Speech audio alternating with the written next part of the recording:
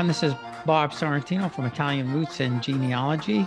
Be sure to check out our blog and our newsletter and our YouTube channel and our great sponsors, Your Dolce Vita, Italy Rooting, Phil Italy, and Abiativa Casa. And my guest today is Joseph Wall. So welcome, Joe. Thanks for being here. Thank you for having me. It's my pleasure. It's my pleasure.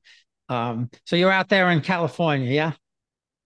Yep. Yeah, I'm a little far away from where you're at right now in the Big Apple, but happy to be on and represent California. I've been listening to a lot of your shows, and so you have quite a diverse collection of guests from all over. Oh, thanks. Yeah, it's just been so much fun, and it's just grown and grown and grown. But everybody's story is interesting to me. So my first question is usually the same one. When and why did you start researching the family? Yeah, this is the only question I'm prepared for, by the way, because I've noticed this is the one that will get asked. Uh, and I think it's so bizarre that I find this question pretty challenging to answer because it's very expected, and I get asked it, a lot, given that I've been doing this for quite a while now. Um, so I'd say it started about 20 years ago. I just turned 40 this year, so that's half my life now that's been spent, I would say, rather feverishly pursuing, um, history, but more specifically, the history of my family, my ancestors, trying to learn more, especially as I've grown and gotten older. I've appreciated, these people that have been a part of my life and who I've grown up to be. So about 20 years ago, it really started on my dad's side. I'd never seen a picture of my grandfather or heard much about him, and then came to realize that he died very young from MS. Very very sad, kind of childhood that my dad had. So it was painful to talk about. But found out he was a World War II prisoner of war. Found this incredible album that had all this scrapbook saved from his time in a POW camp for 6 months and everything. And it just sparked this interest that has never really died down. And so that's kind of where I would credit the origin of genealogy in general for me. And then for my Italian side, which is through my mom, I think that is maybe most culturally what I've identified with as I've grown up. That's where a lot of our family's traditions, have come from, and our cooking, and we love to cook, and all of this really gets credited to my great grandfather, who went by Nando. And I was very lucky to have great grandparents in my life, for many years, and not a lot of people, unfortunately, have that luxury. And I know that I've heard from many, including yourself, that feeling of regret that you couldn't go back with the knowledge you have now, to have those conversations. You wish you could. So this is my way of doing that, is taking all these stories and rumors that I've heard growing up and trying to add body to them, and bring them back, preserve them, protect and pass them on to my family. I have a family now. I've got 3 kids, so it's even more present in my mind that hopefully what I'm doing is going to have value well beyond when I'm no longer here. Yeah, and that's so great to be able to connect with, great grandparents. I mean, in my case, most of my grandparents were older, so I knew them a little bit, and the great grandparents were in Italy, so so nothing happened there. Uh, so I'm intrigued about your dad now. Where did he get captured in World War II? So, so on my dad's side, he enlisted very young. This is up in for where he enlisted. He was in Washington. My dad was born in Bremerton, which is just across the Kitsap Peninsula from Seattle in that area. So he enlisted, and I've got those photos of him as a young soldier, and he looked so young, got this baby face, and everything, and he ends up getting attached to the 104th Division infantry for the Army, and he goes over as a replacement rifleman during World War II, and sees several countries during the European theater, and eventually gets captured Thanksgiving Day in Germany. So there was a hill that they were engaged in an offensive on. Their unit gets split, and then around 70 to 80, men get captured, and he's held for about 6 months in a POW camp. They moved around. They had the Germans had these stalags everywhere, and you had kind of a main processing, stalag, and they'd move out, and they were being labor camps, in these other more remote areas. So he was there for about 6 months, and um, it's just incredible things you can find as after you have some confidence in the information, to know where to look. There was another soldier, part of that big group, named Charlie Dukes, and he wrote a book called "Good Morning, But the Nightmares Never End," and it was about his entire experience, and it really added a lot of incredible detail to what happened to those men, when they from the time they got captured all the way through, going, into these camps, and kind of things, conditions that they had to endure. Um, I found in this scrapbook, there's a single piece of very, very crumpled up, you know, tattered paper. And my grandfather had written out a menu for every day of the week. And it's just things he dreamt of being able to eat, whenever he made it out of there. So yeah, that was pretty impactful, just learning a lot about that. I'm still learning about it. The National Archives unfortunately suffered a big fire in the 70s, and so many service records have been lost or destroyed. So that's an ongoing effort to kind of reconstruct the full military history, from my grandfather. Yeah, yeah, no, I'm sure. And yeah, at first I thought it was your father, but now I realize it could have been your father. Yeah, But yeah. sorry about that. But my ex-wife's father was he fought in Europe and fought his way through France and Germany, and he didn't get captured or anything like that. But some of his stories were like really incredible. He told me one night it was Christmas, so probably just right after your grandfather got captured. And he said, we were so close to the Germans that we could hear them singing the Christmas carols in German, you know. Uh, so it's like, Wow. and you know, I guess back then they kind of had a little bit of a, lull for a day, with that. So now your mom's family's from Italy. Where in Italy did they come from? So now this is through my mom. This is my great grandfather. So this is another, I think, area where I'm so envious of a lot of your guests, or yourself. You have a more this direct connection. It feels like, to Italy, and I like to think it's more complicated than that. The identity we attach, ourselves to. For me, because of how I grew up with that being so influential, my great grandfather, and bringing that kind of culture and everything. That's why I feel so, I guess, strongly tied, to all of this. But that's who it is. So my mom's mother, my grandmother, I call her Nani. She lives up the street from me still. She's in her early 90s, and this is her father, that I'm connected, through my great grandfather. So he was born on the East Coast, in Milford in 1910, and it was his father, so my second great grandfather, who was born in Italy. And up until recently, I didn't have absolute confidence on where exactly that was in Italy. I knew kind of generally it was northern Italy, and unfortunately, so much of this stuff gets lost. So if there's not somebody there to pass this stuff on, and this was kind of pre ancestry.com or things like that, where had that been around, I'm confident that my great grandfather would have, been using that, and I'd have all this great information to start from. But I found in my nanny's house, there's a box hidden, and years ago when I went digging everywhere I could find these things, there was a baptismal certificate. It was a reproduction, And I learned later it was from when my great grandfather had, in the 70s, gone over to Italy.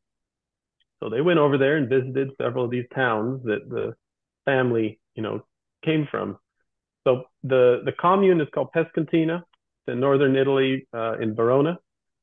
And so if you think of the boot, it's right there at the top of the boot near this body of water, Lake Garda. And so as soon as I found that, I had a location at least. So that was very, very helpful, to lead to more discovery later. Yeah, yeah, I'm sure. And now, so I have to say this because my daughter, we're hoping to go next year. My daughter just sent me a, a post from a theme park in Italy near Lake Garda. So Yes, isn't that yeah, weird? Garda. Isn't that strange? I saw the advertisements when we were there. Isn't that Yeah, wild? forget the name of it, but yeah. Yeah, I think it's like a Legoland or something like that. But she's into all of that stuff. That's just so funny. Uh, so then it was your second great grandfather that came, and so he came pretty early then. Yeah. He did. Yeah, he did. And again, I say it just kills me that I this was all discovered much later. I wish so much I could have learned these things, sooner because who knows, but really, much of what I was learning about, discovering, it was really all during the family's time in America, which goes back quite a way, because they came in 1890s. That was when they came, and it was, my great grandfather. It was both his mother and father, both born in Italy, and in different areas, but both in northern Italy. And then they met in Milford, and then he was born in, like I said, 1910. So a lot of what I have has has really I've kind of exhausted in my mind. I'm getting close to exhausting all of the things I can gather and learn as far as a genealogist, the records you would hope to get, here in America. I'm hunting down the more obscure, key files through the, naturalization, immigration offices, and things like that.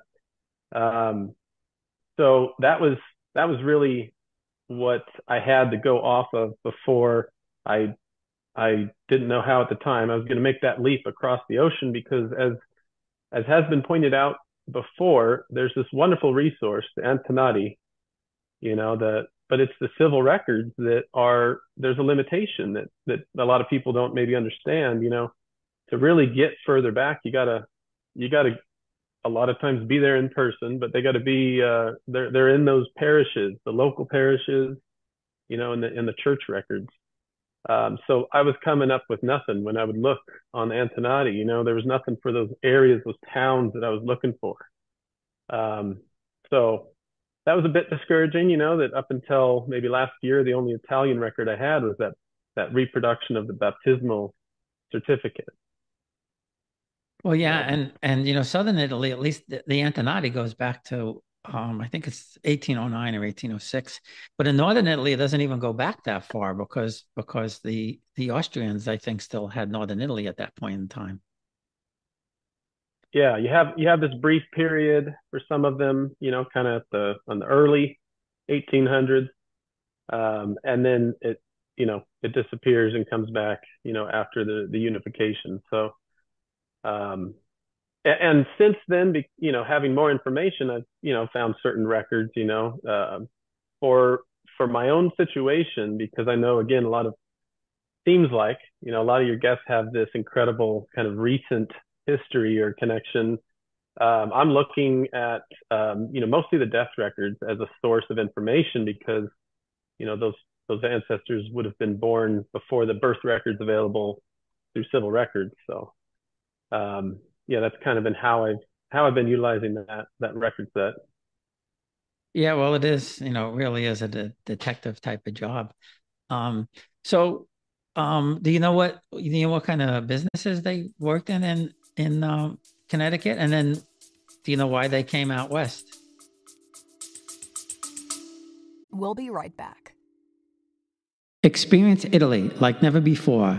traveling with a scheduled group, or create your own bespoke tour with friends with philitaly.co. Pack your bags and follow Phil. That's www.philitaly.co.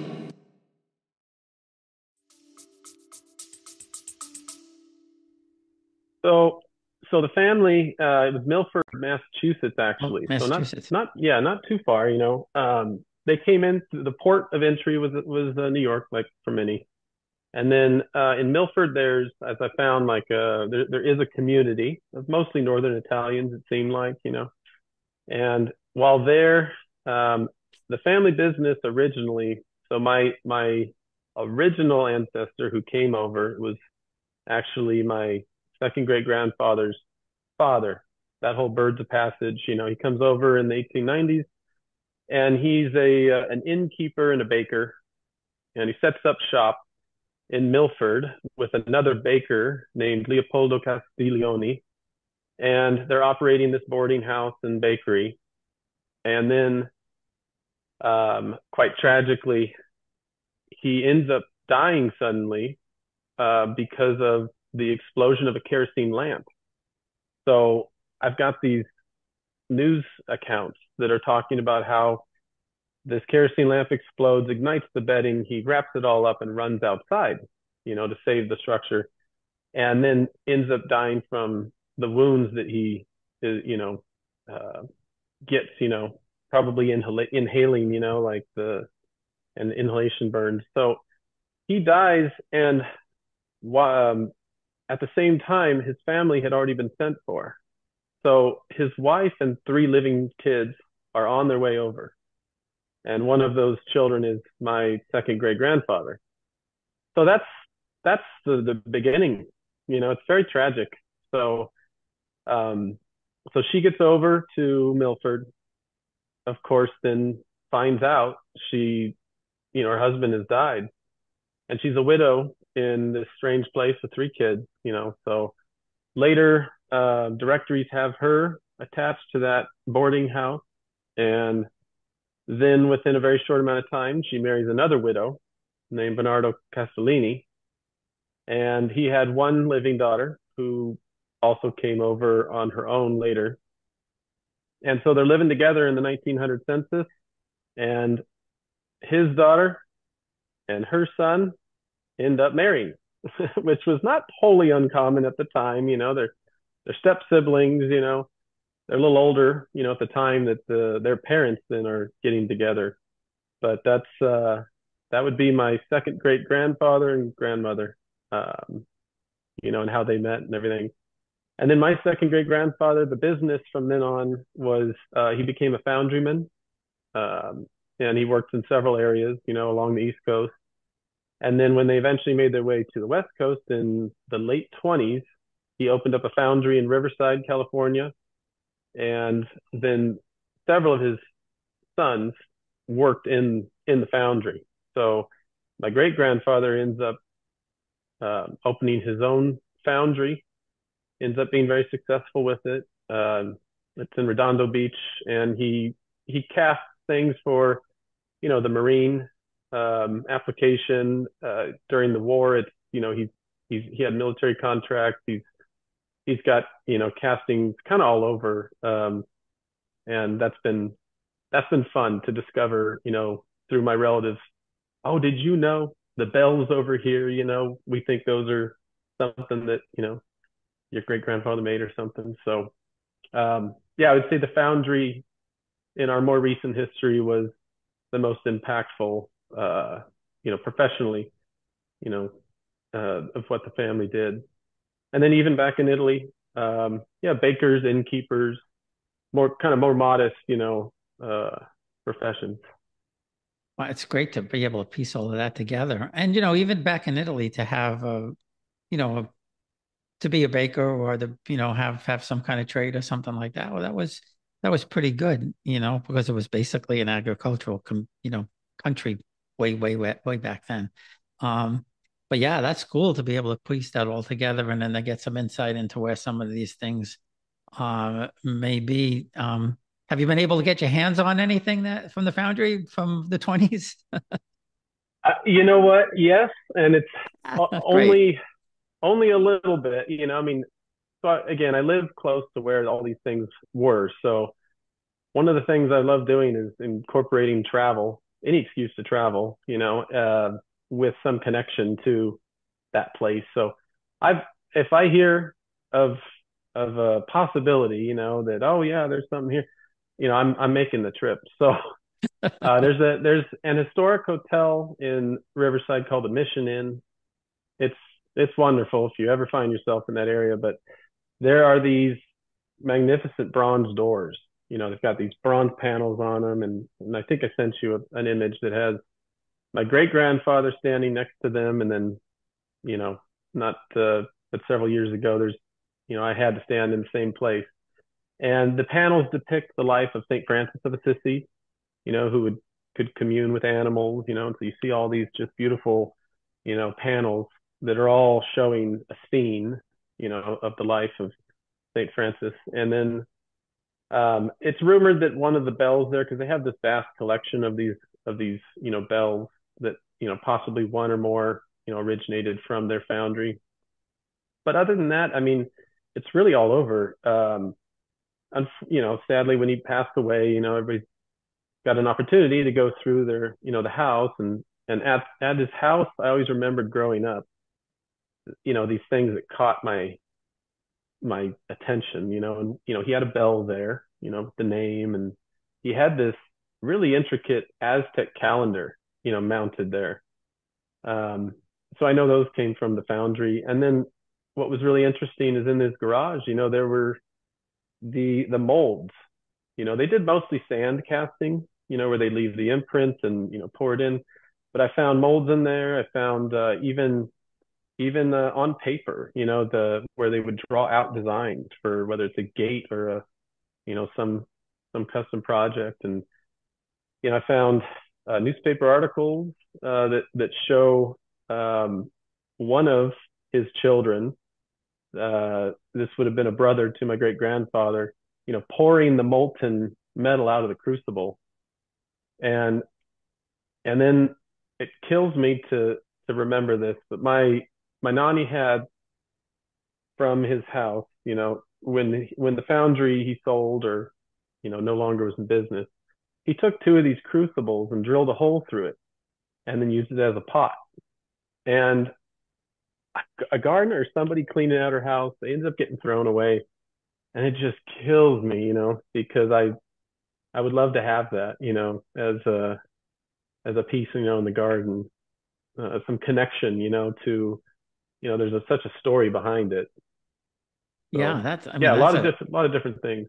that's a great piece of history for sure. And to have the photos and things like that. I have a picture of my grandfather and his brother owned a bridal embroidery shop in New York City. And we have one picture of my grandfather's not in it, but his brother and my uncle are in the photo from, I have to think, probably around 1920, 22, somewhere around that. And then I also have that I got from my my cousin's grandmother who saved them beads from the shop, which this woman apparently kept everything, and Linda had bags of beads, so she Yeah. brought us Well, some. So bless those people who, know that there's a value there. yeah, and I had there's one cousin in Italy, and there were actually two, one both from the same side of the family, but one cousin said that one of her uncles had all the history from the family and had artifacts, and then he passed away and everything got lost. Um, and then my dad's half first cousin, who was actually younger than me, um, his he had said his father was like he wasn't he was married into the family, but he knew the whole history of the Piromalo family going back, and he passed away just before. Um, but it makes me nuts. And at least now people are starting to do and record it. But, when people ask me, I say, sit down and have an interview. We have the ability now to record anything with sound, so if you have an aunt or an uncle or grandmother in their 90s and they remember this stuff, sit down and get it all on tape. Oh yeah, one of the things I've tried to be good at remembering to do is kind of bully my relatives into, if I can corner them, and try to plead, hey, I loved hearing these stories. Sometimes I can't pull my phone out quick enough and open up voice memos just to get a recording, and I'll deal with it later. I'll try to transcribe or something later. But much of, I've been doing this 20 years, and I wish I was more organized with it. Because I always think of, oh, it would be great if I had been better at doing this. But like you say, anything that you do is better than not having it at all. And I hope that, yeah, more people have the thought, the presence of the moment to think, man, I hope that others can hear this, these stories, and it doesn't get forgotten about. Well, and that's what makes me nuts. I mean, my father's father died when I was only 2 months old, and his mother died when I was, I guess, about 10 or so. But my mother's mother, I guess I was 19 or 20 when she passed away. And when I was a kid, 12, 13, 10, whatever, I used to play cards with her all afternoon. And I never, what, who knows to think of that when you're 10 years old to ask your grandmother, what was it like in Italy?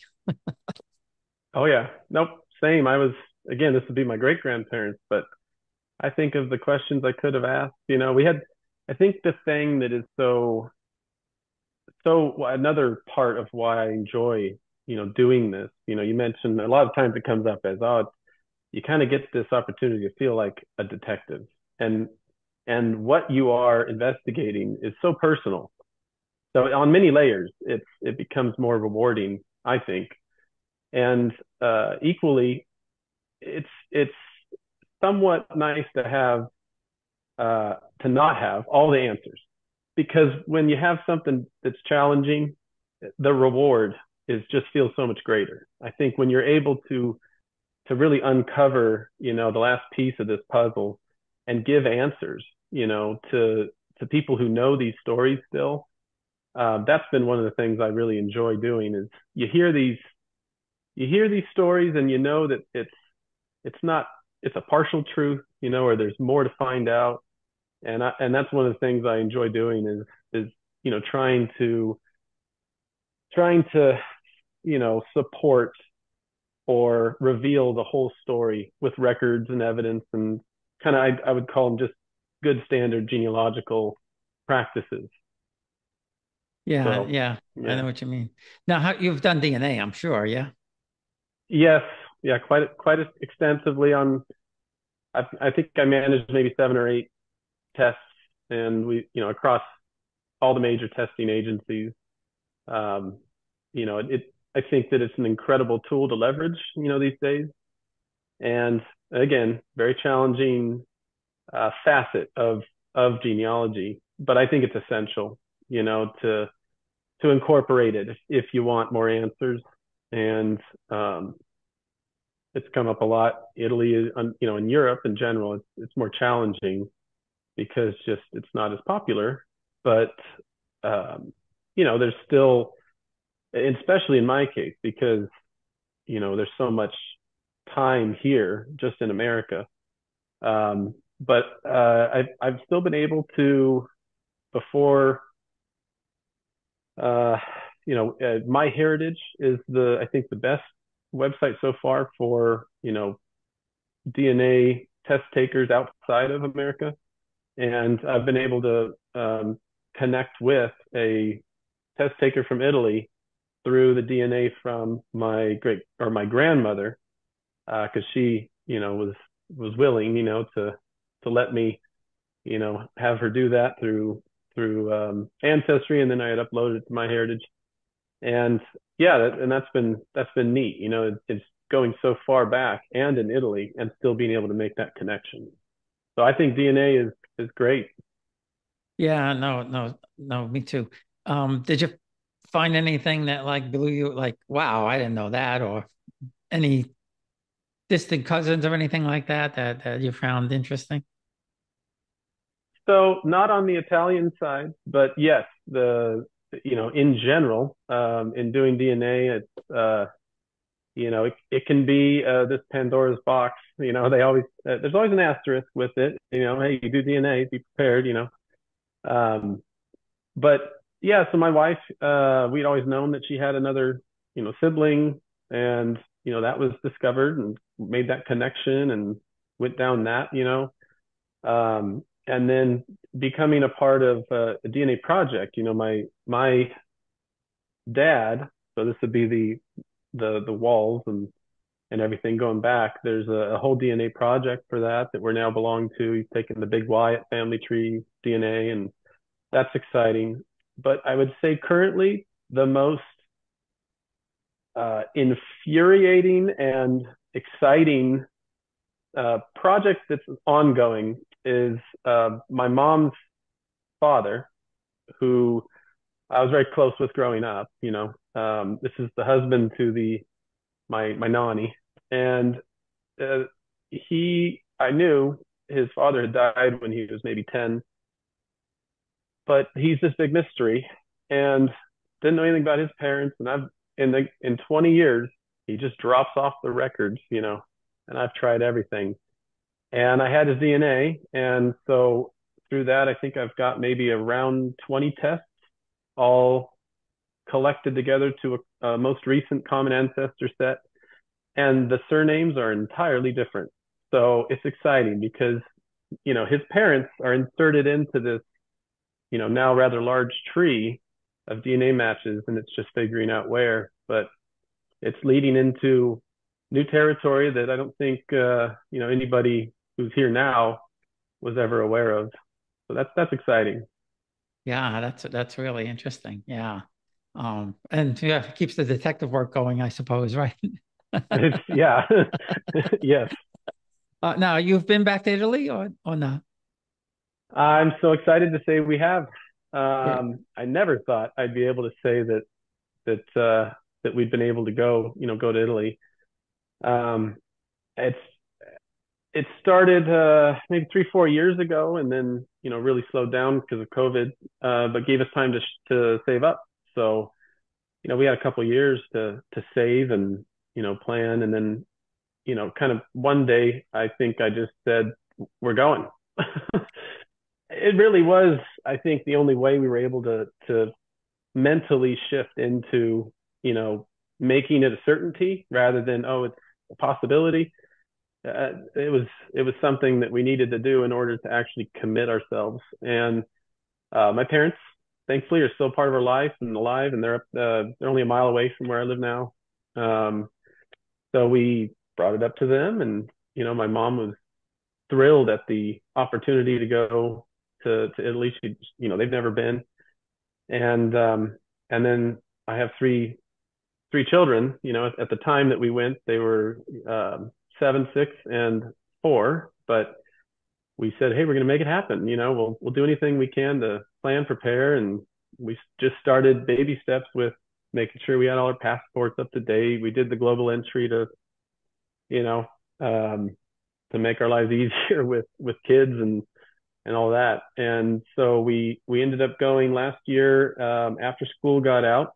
My dad's a CPA, so we had to meet everybody's schedule. And summer, although very hot, was when we had to go. I much would rather prefer to go somewhere in an off season than just enjoy maybe less crowds and everything. But that timing just worked better for us.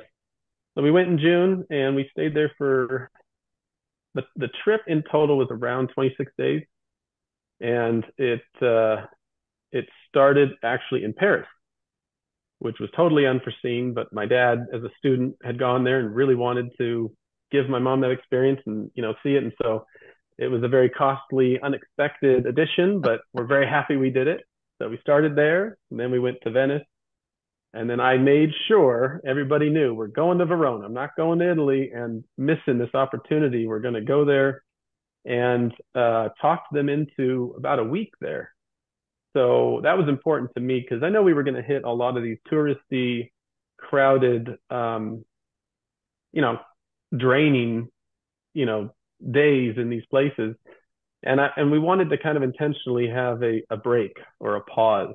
And so I knew it was going to be a little bit slower pace, and we could maybe have that more authentic experience. So we spent a week there before going to Florence and then Rome, and and it just worked out to do a day or two in London before we came home. So quite a, you know, a varied trip, but um, we still pinch ourselves that we've gone. I love photography, so I took tons of photos, and I have on my desktop. It'll just cycle through all the pictures, and so it's one of those things we walk by and go, oh, do you remember that? Or Yeah. look at that, and it's very it just reinforces, that we've caught that bug, and now we're just trying to plan the next trip. So it was great. Yeah. Yeah. I mean, we did too. Our first time we went was like 25 years ago. My son was a year old, and we just really, it was just really vacation. We spent a few days in Rome and then just Sorrento, and we went to Pompeii and a couple of things. So it was more of a just kind of, wind down kind of trip than actually. But the last two ancestor trips we did. So I promised my wife this time, if we go next year, we're going to do the Florence, Venice, Pisa type of thing. But bring it to Milan so she can look ooh and ah at all the shops and all of that kind of stuff. Um, Yeah, nope, I get it. We walked that line. I'm very, very appreciative and thankful that my family can put up with my zeal for, the records and all that. So I mean, it is a fantastic place, and we hit several hometowns, which is just like an experience in and of itself because that's when you really, really kind of feel connected. So I have to ask you, before we finish, the books behind you. You have a great library of old books. What is that? well, that's just a picture. So you see my Oh, hand it's kind just of a blurring picture. out It there. looks real. Yeah. Yeah. No, I tried to make it, look as decent as possible, but um, no, I took this as I think one of your other guests did this, where they put an image from a trip they had taken, and this was, you try to prepare for something so big as, going over to Italy. I'm like, I had all these records and I'd taken all this time, and I was still just riddled with anxiety over how am I gonna get the most out of this? It just felt like this. I hope not, but one opportunity that I'm going to be there in this place. I don't want to miss out. So um, behind me, this is a parish in Villafranca, and where my family, Rucinenti, that's where they were for many years. And before I'd gone, I'd enlisted the help of two individuals. One was this Walter Santantino, and he's a researcher in northern Italy, and his reputation precedes him. He's actually known in these areas, these smaller communes, and it ended up being just instrumental in our ability to access records. And so we visited three different parishes to track our family. Starting with Pescantina because that's the one I knew, and then leading up to this, he was providing me these updates of what he was finding for the research we had, contracted him for. So it led us into these different places. So from Pescantina, most of the records ended up in Villafranca, which is 30 minutes away, you know. So uh, I knew I was going to try and go to those in person.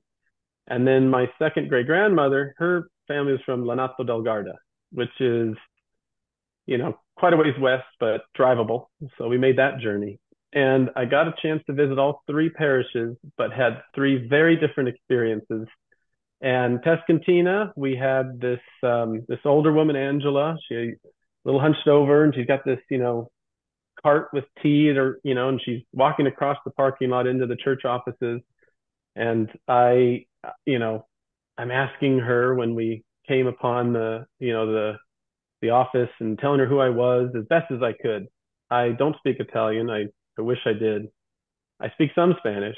And so I joked that I was getting by with Spanglish Italian everywhere I went, just trying to weave together words in a way that is not correct, but gets the message across. And I just remember her, she kind of obviously ruled, the, she kind of had the authority there.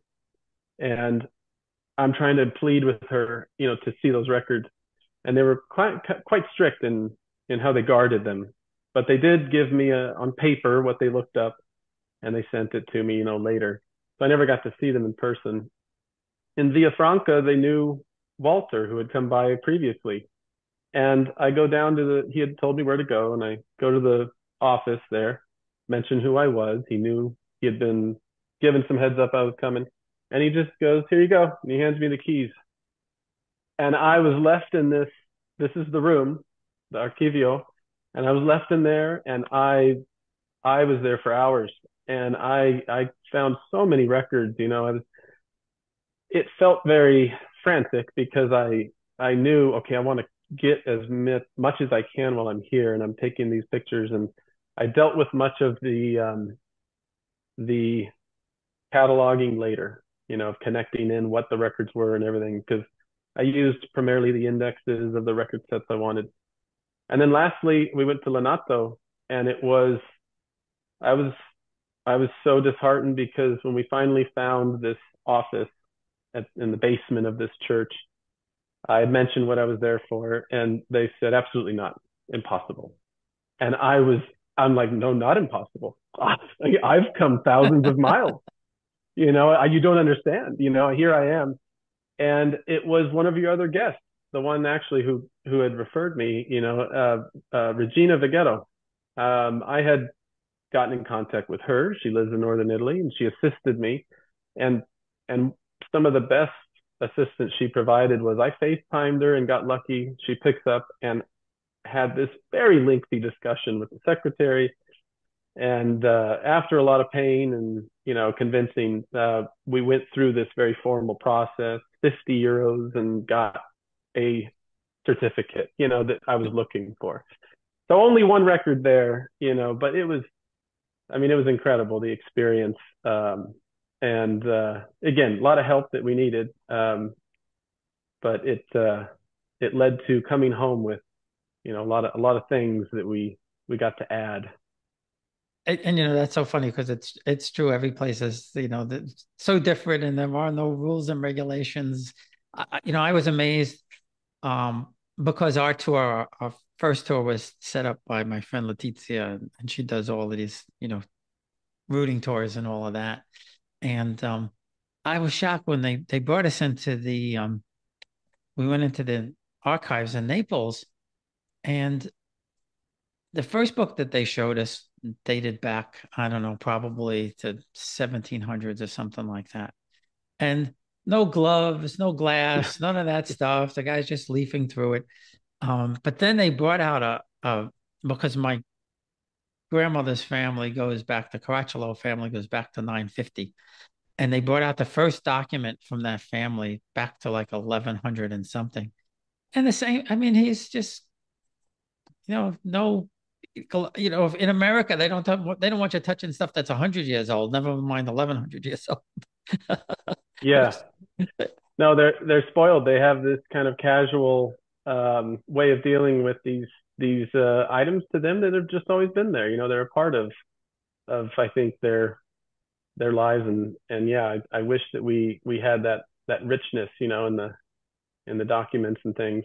Yeah, and in my mom's hometown when we went last year, I met somebody there who's kind of like, I don't think he works in the comune, but he was the police chief at one time, so he has got a lot of connections and everything. And we went in there, and they had all the documents of my grandparents and great grandparents already photographed, and all of that kind of big, like triple the size and things like that. So it was really cool. And I'm hoping to get the citizenship through that side. And they said, sometimes you have problems with the comune, and they told me, you're a son of Torito. Anything you need, you get. So Yeah.